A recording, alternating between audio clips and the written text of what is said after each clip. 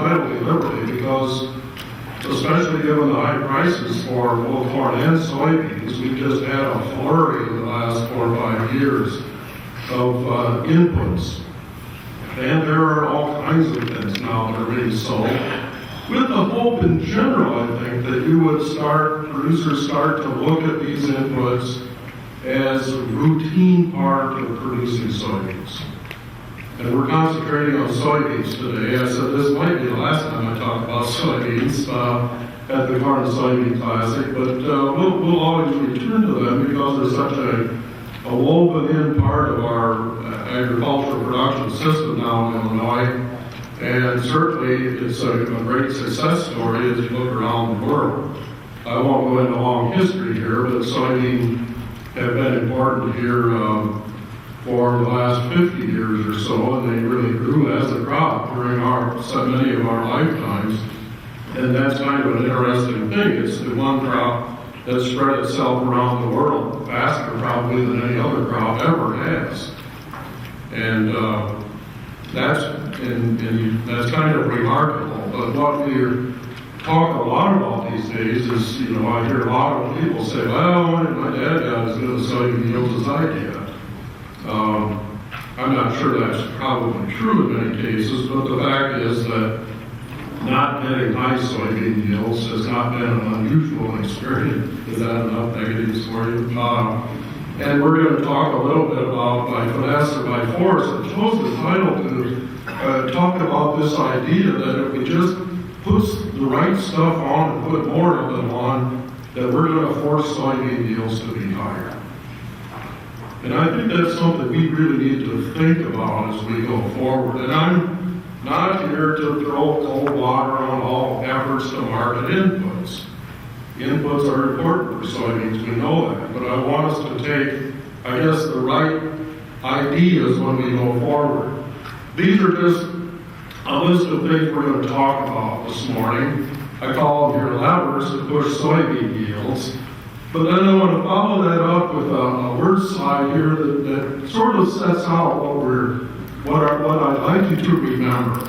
And that is that in any crop, in soybeans in this case, only a few things would be considered limiting factors in any given field in any given season. What's a limiting factor? Well, makes sense. It's one that if you relieve, you get a yield increase.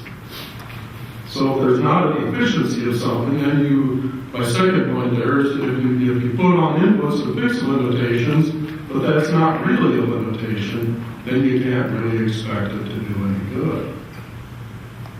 And I think this is something we have to get ourselves back to with the decrease in prices of our commodities and just think in these terms. So a lot of this has to do with what is our expectation when we load something into the tank and go out there to apply it. Are we looking at it just as, well, we don't know if this is limiting, so we'll just put it on as insurance? And a lot of the inputs we use have been sort of insurance in nature. And some of this came about because we're spraying every field post-emergent herbicides obviously these days, and it becomes really easy to sell something to plug into the tank when we're ready to go out there and put on herbicide. And a lot of this growth has really come from the herbicide system. But my third point there is we almost never know which of these factors is going to be limiting at the beginning of the season. That's my force or finesse. That's finesse, I guess, if you're just delicately putting something on there thinking that it might be. So we can expect, in other words, that many inputs used blindly, in other words, we don't really know if there's a problem that we're fixing here, will not produce a response much of the time.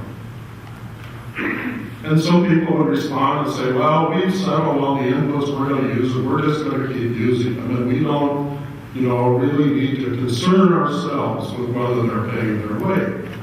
And obviously that is one of the mentalities today that some people live by. And I don't think that that's seen as hurting very much. But we'll talk about some of these and some of our research results, and a lot of the data I'm going to show you are in your booklet there, and they're just line graphs, done as simply as possible, so we can look and see over a variety of years and sites what has done so good and what hasn't. Well, variety is the first one I had on the list there, and certainly this is an important aspect. I gave you here the Region 3 Roundup Ready Maturity Group 3 results summarized for this last year. If you've never been on the website to look at the variety trials, it wouldn't be a bad idea if you wanted to do that. But you can see there the low individual, the high individual, the average, and then the bottom, the average of the bottom 10 and the average of the top 10. And certainly 10 bushels from choosing a top variety versus a bottom variety is something that we all need to try to do. There's other things you can get, and I just summarized a couple of them here for you in the data that are produced there. We've got actual maturity dates that we record, and these would correlate well with rate of maturity on soybean varieties. This is sort of a check for us to see, okay, is that 3.2 actually earlier than that 3.6, and the answer is in almost every case yes. So we can look at maturity date versus rating grouping. But this one is one that I often look at this after a season to say, do we get any hints here? And this tells us about the season. Were the early varieties better? Were the late varieties better? Or did it make any difference maturity-wise? You just had this range within each one, and you can see there that sort of 10 bushel range. Each dot here is an individual variety. And you can see here that range that I showed you. There's a couple of low ones there, but in this case, and this is more common than the opposite, in this case, maturity of the soybean variety was not correlated to performance. I did find in one of the regions, we have 5 regions, north to south, 3 is obviously in the middle. In one of the regions this last year, later maturing varieties did do better. In other words, there was a line you could put to this, and it wasn't flat. Now that that doesn't necessarily say, okay, everybody use late varieties. Because we have seen the opposite in the past in some cases too. It tells you where the stressors came. And if we have a good late season like we had this last year, sometimes later maturing varieties do better. But it's not universal. These are good yields, by the way. You saw that one of our locations particularly had yields up nearly to 80 over New Berlin. Nothing was planted early, it all had the same problems all over. Soybean had, including dry weather late, but it really came along and did well. Another thing we can look at there is protein, and I just threw this in because it does exist there on the website, and you can look it up yourself. And there's been a lot of emphasis by the soybean board and various ones around the country, and USP included, looking at quality, protein and oil quality, but we don't test for that in these. But what we almost always find is that protein and yield have no correlation to one another. You would never want to select a soybean variety based only on its protein content unless somebody's paying you a whole bunch for protein. Because it doesn't give you the best yield, as you can see here, necessarily. This is the same thing with oil. It is pretty much the same story. The one thing we can count on, though, in looking at data from trials like this is that protein and oil are correlated, and it's an inverse correlation. In other words, if you have high protein, you have low oil, and vice versa. And that's every time I looked at this, it gives me that same thing. Sometimes it's not quite as straight as that one, but and this isn't a particular concern to me, but if somebody says, okay, we need 20% oil and 36% protein, how many candidates do you see up there for that? None. There aren't any that meet that. Now, when we extract the oil and make protein meal, what are we doing with the higher oil types? We're extracting more, so our protein ends up higher. So this thing, in the processing industry, this thing sort of cancels itself out. As long as we can meet the protein standards, that's what the buyers want. And for the most part, we're able to do that with Illinois soybeans. Yes, are South Americans higher, the soybeans higher in general in protein and oil? The answer is yes. Is that a weather thing or a variety thing? Yes. We don't really know which one, but you know, the only thing to take comfort in here in Illinois is that our proteins are better than they are up in Minnesota. And so we can beat them on protein every day of the week. And in some cases it is a problem, but you know, the world market being what it is, if they're importing whole soybeans and have a better market for protein, they might prefer those coming. But here's kind of the story for us. And keeping variety choice in perspective, university variety trials are only one source, and I would say you're not the most robust. You know, we have had up to this point sort of producer-nominated varieties paid, entry fees paid by the Illinois Soybean Association. That's not going away, but it's going to be much diminished this year. And what it means is that almost all of the entries that are put into the variety trial are those that the companies choose to put in. We need to pay a lot of attention to variety, but most of the performance data belong to companies, and it's important to find a company that you trust. And that's based on your experience with them previously. And you have to, companies, if you're from such a company, you have to earn and affirm that trust, obviously. And that's why being trustworthy. Nothing beside yield. This one gets me in trouble with the pathologist, but I don't think he's in here yet. Should in most cases carry a lot of weight in our selection. You know, and I've argued this point with them. I said if it's got resistance to an important disease, that should show up in yield.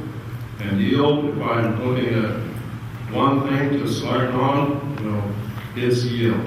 And the second thing I select on would be yield too, because it's really in many ways the only thing that pays. Protein and oil are nice, but they aren't paying us a premium yet at this point, at least not on quantity. Maybe on quality they do. Well, let's look at planting date, and this is one that we have very little control over most of the time. But I think it's something we've been doing some research on, not again to make a better recommendation for planting date, but just to see where different planting times take us with regard to this crop making its yield. You can see here, this is the date by which we have 50% of our soybean crop in Illinois planted. I'm not quite sure which of these is the one, the 2013 one, I don't think I can show it very well, but it's the one, it's the third highest soybean yield we've had. So that shows you, this last year we didn't get planted early, but we still had good yields. And if you look at the thing, without those 2 points out to the right, you conclude that when we plant statewide, it doesn't make much difference. Why is that? Simple answer is something else than its yields, rather than when we get a plant most of the time, at least on a statewide basis. And here's some planting date results we've had. This is southern Illinois, and I was generous with southern Illinois, included site in western Illinois, not too far south here. But essentially, we saw very little planting date. There's a few odd ones in there. It's tough to do planting date studies, especially in southern Illinois when we don't get started until the middle or end of May. So you see a couple of them behind there. A lot of them look pretty flat. This is the same sort of thing from the northern and more productive sites. So the other way to divide this, and as you look at those numbers, that slide it's in your booklet there, you can see that the high yielding ones are the ones that tended to suffer most from late planting. And that's in fact the message. These are the trials where we started at less than 60 bushels per acre, and you can see there's no real response to planting time in those. And here's where we started with our yields above 60 bushels per acre, and then we have this drop.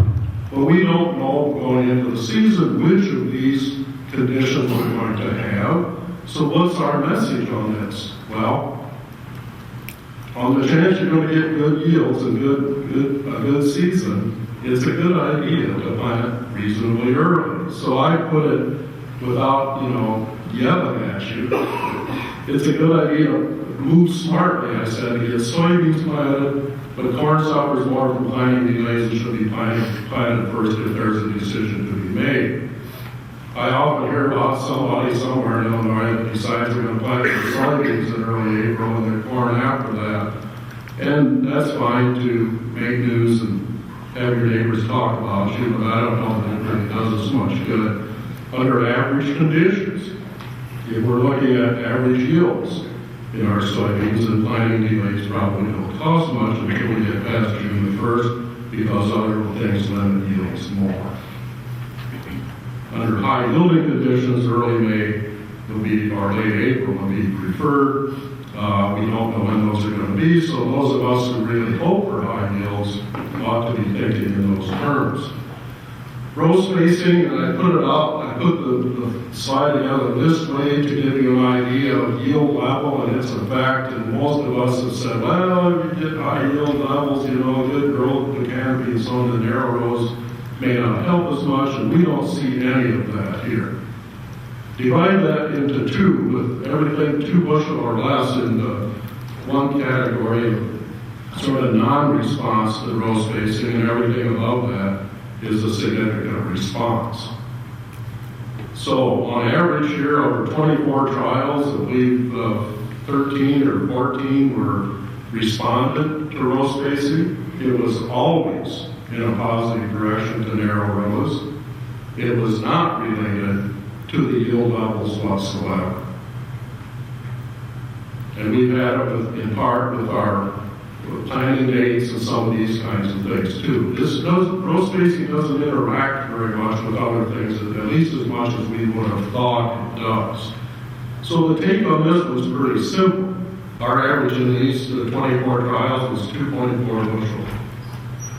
That's including all of them. The average in the ones that responded obviously is more than that. And neither yield level nor planting date affect that row spacing response. 15-inch rows or 20-inch rows, I don't really distinguish between them. I think we expect the same yield from those two spacings. It may be agronomically better for some of you that went to the big planter and really can't weight-wise afford to split anymore. Then you're probably going back to a wider row spacing. Our other reasons for going back to the wider row spacing, like control of white mold, I suspect it on average costs us more than it pays, because white mold isn't a big enough problem often enough to make that particular aspect of it pay. I like 15-inch rows, I like 15 or 20-inch rows, and I like Illinois soybean yields to be high. And our move back to 30s, I think, has taken a half a bushel or a bushel off of our statewide yields. Planting seeding rate is not something I'm going to spend a lot of time on, but I said seeding rate and seed treatments. When I show you this, these are data we produced back a few years ago and just planted for 50,000 to 200,000 seeds. And just to show you what we're looking at here, and I show it this way on purpose to let you see, individual trials yielded differently. Recently, I've heard that some self-appointed guru of high soybean yields have said, well, you don't need to plant more than 100,000 seeds. And I think that data like this tells us that's a mistake. Because even though there was only a few times when going above 100,000 gave us much yield increase, those times do exist. These are not stand issues, by the way. These were done in variety trials, and the stands were generally 100% or so of what we planted. I think we're overplanting just a little, in other words. So on average, if you looked at this, 150,000 actually yielded a little more than 100,000. But in some cases, we have one here that you can see where you putting out more seeds actually decrease yield. Doesn't happen very often. Certainly the opposite is true more often. 100,000 or even 75,000 plants per acre will often maximize yield, but not always. So dropping our seeding rates to below 125,000, I think, brings more risk than it's worth. So I'm not taking back the stuff that Vince Davis told you, that you gotta pay attention. Our seed still doesn't need to pay for itself, but we also have to consider the risk. Suppose we get conditions, not to reduce stand. I don't think stand, with the seed treatments we have, and I think they're important to keep our stands good. But this isn't necessarily a stand issue. And those that respond to a planting seeding rate going from 100 to 150,000 and produce 2 more bushel or so, that's something we have to take into account. So I think we've got some false savings in some places. People say, well, I can get by with 100,000. Getting by is not what this is about. It's about maximizing return. A bushel of soybeans today will buy 20 to 25,000 seeds. And that's the way we probably ought to think of it. Does it make sense to try to go short when that's the case? And lose 2 bushel trying to save the seed when it costs 1 bushel. Seed treatments can help sometimes a lot. And, I just put a comment down here, don't get me for this, but, I said the choice between Ford and Cadillac seed treatments, and somebody the first time I said, what's that Ford treatment? I said, well, insecticide and fungicide are considered routine at this point, and I call that the Ford treatment. The Cadillac has several fungicides and some other stuff, inoculant, biologicals, a term for another day we'll talk about. But I'm not sure that additional really brings much to the table in this case. We've never been able to find a response to inoculant, but the response in most of our soils would be so small that we would expect research to really find it anyway. Well, let's rush quickly through some of these others. Todd tells me I need to stay on time. This is micronutrient trials.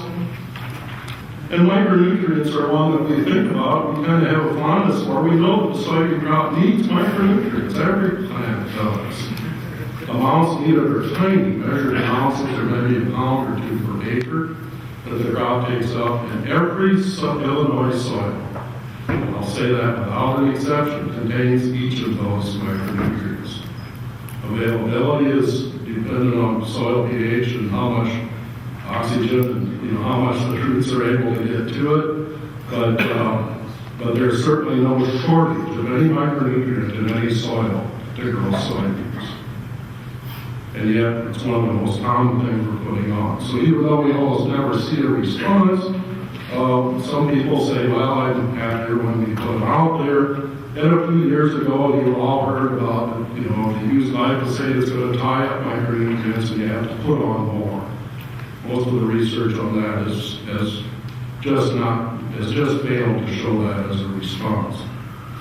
This is growth regulator. This one is a different category than micronutrients, and we're really going blind on this one. And the big concern we have with growth regulators is that sometimes they reduce yields. When we do a growth regulator, when we put growth regulators in soybeans, we're just sort of playing with fire a little bit. It's not a big fire, but as I say, your evergreen plant produces a number of plant growth regulators that it needs for normal growth and yield. Auxins, gibberellic acid, cytokinins. And the real question here is whether or not plants have figured out how much of these they need and they need to make, versus whether they need our help or not. Now, if we knew exactly what the plant was going through, we might be able to help. The fact is that we are completely clumsy in this. I just think they're, in general, not a very good idea. Nitrogen, soybeans need a lot of nitrogen, and so we've kept ourselves really interested in it as a possible input. I said here a 70 bushel crop takes up about 330 pounds, and about 240 of that comes out in the seed. So the nitrogen fixation process takes energy, and we've always thought, hey, if we do it with fertilizer and don't have the plant have to do it, maybe it will increase its yield, and it doesn't seem to really do that. I think the form of nitrogen might be part of the puzzle there. Soybeans are a net user of soil nitrogen. They generally leave behind less than they found in the beginning of the season. The amount they have to fix should be related to soil type, organic matter, how much N is left over, and so on. We do know that soybeans seldom respond to fertilizer added in season, and there's my bar graph to show you that we have simply failed to find soybeans yields increased by adding nitrogen during the season. Now, one thing that I was looking through a while back and noticed this and was kind of astonished by it. This is averaged over 28 years, a nitrogen by rotation study, corn after soybean, corn after corn. This is the yield of the soybean crop related to the nitrogen rate of the previous corn crop, the year before. And this is the last 9 years. I just sort of randomly took them out. And you can see some of these look typical. This is a dilution effect going from 0 to 60. Typically a 60 bushel or 60 pound nitrogen on corn will have the crop take up more nitrogen from the soil than you put on and will actually dilute it. I think this would be correlated to the amount of nitrogen left behind by the corn crop, but we don't have measures of that, so we can say anything we want. You can see one here went way up, 20 bushel or so. Most of them are pretty modest. I have attempted to see what this had to do with the nitrogen response to the corn crop. You know, if the nitrogen the previous year from the low to the high yield of corn gave us 100 bushel, I thought that might have less left over. And you can see there we're not getting anywhere with that. We're going to keep thinking about this one. I guess fertilizer is still a live issue, nitrogen fertilizer with soybean. I'm not very hopeful about putting it on in season, but we may want to think about some other things. The carryover effect that we're seeing isn't really big in most years, but somebody earlier asked me, do you think that the leftover nitrogen in 2012 might have boosted our soybean yield some this last year? And I suspect that it might have.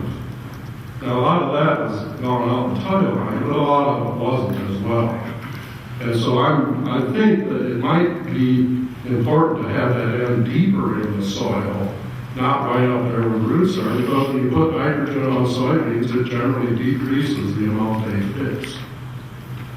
Maybe when it's deep and they can get it at the end of the season, that will help. And we're also interested in starting some work looking at things like canopy cover and so on to tell us when it might need it. Remember that there's an environmental cost. If we're going to throw nitrogen out there and the crop never really takes it up, where do you suppose it ends up? And not all of it will get to the next year's crop. Fungicide and insecticide, and we've done quite a bit of work with that. You see a few lines higher than others there.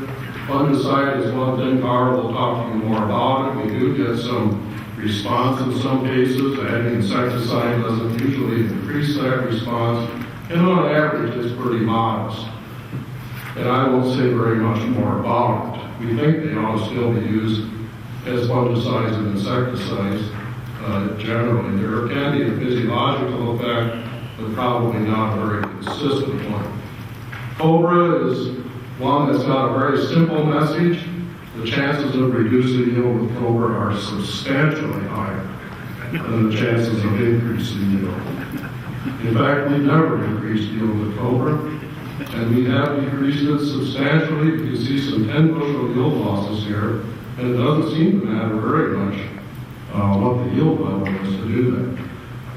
These are herbicides, and I'm not making a comment about them as herbicides. They're very useful, but like most herbicides, they should not be used as a way to increase yield physiologically. Removing or damaging leaf area in small plants sometimes can't be made up by later growth. So packages are throwing a lot of things together, and the ones that have stars on them here were significant yield increases, and we can find about half the time that these will increase yield. We certainly don't find that half the time they pay for themselves. That's where the real question comes with packages. And my sort of take on that is that, we're making up those packages ourselves. And the old idea that I started with, that is, what's limited yield? The package is sort of blind and says, let's fix everything, whether it's a problem or not. So I'm not saying that people are making a mistake doing this necessarily, but it is something that we do make up, that package. And we don't do it necessarily rationally. Most of these are, put a lot of stuff on. And most of these packages are fairly costly. When you get nitrogen, micronutrients, potassium, and just name it, everything put on. I'll end on this. The Soybean Association Yield Challenge program that Vince Davis helped work on when he was here, he and I kind of shared a lot on this. This was where somebody took part of this, where you put sort of normal management next to anything that the producer and the company working with him to think of to increase yields on the other side of the field, and then looked at them in a comparative way. And these numbers are the ones that I think are important, where we were able to increase yield in most cases with this, but 3 bushel, give or take, was typically what we were getting. I think it speaks to that issue of what's limiting yields in these cases. Most of the time, our most limiting factor is water. We have gotten response to irrigation the last 2 years. There's 2012 with very dry conditions, about 10 bushel. There's 2013 with better conditions, except early it was kind of wet, and we got about 10 bushel again. So we can do that with water, but that's our most limiting factor in most cases. Everything else is going to be a little bit of a roll of the dice that we're going to put on. So can we move soybean yields? We expect genetics, and you're going to hear about that next, to be the prime mover of yields into the future. And I think, roughly speaking, about 80% of the yield increase over our past 80 years has been due to genetics. And we need to keep the pressure on, though, to find those inputs that allow the genetic potential to be reached. We need to, I just put the quick list on here: plant early if possible, use narrow rows if feasible, obviously top varieties, and protect the crop. I'd use special inputs only if you have special knowledge, and I don't have that, and some extra knowledge to throw out there to lose in most cases. Thank you very much.